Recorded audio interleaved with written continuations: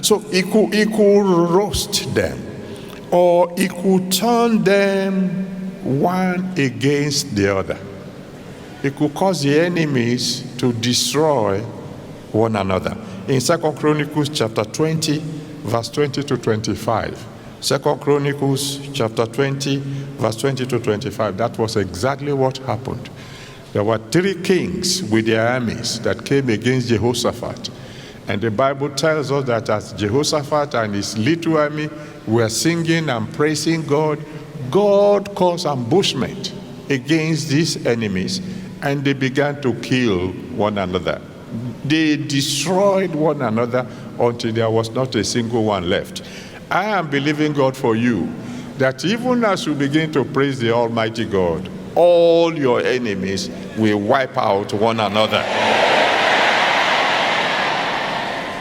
But then there's another way you could deal with the enemies, like he did in 2 Kings chapter 7, verse 1 to 11. 2 Kings chapter 7, verse 1 to 11.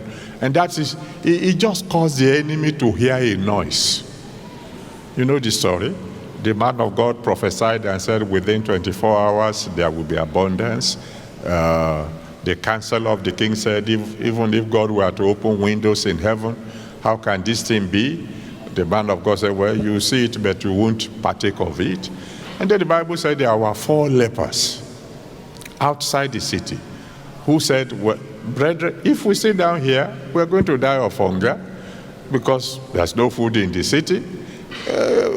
Why don't we just go ahead and fall into the hands of the enemy, and if they spare us alive, fine. If they kill us, at least we will die quickly instead of dying of hunger. As they were going to the camp of the enemy, the Bible said the enemy heard a noise. And when they heard the noise, they misinterpreted the noise to mean that the king had hired a great host against them. And in their hurry to escape, they left all their food, they left all their clothes. I mean, that night, wealth changed hands. Do you know that one of the reasons why I always ask people to shout hallelujah is so that the enemy can hear a noise?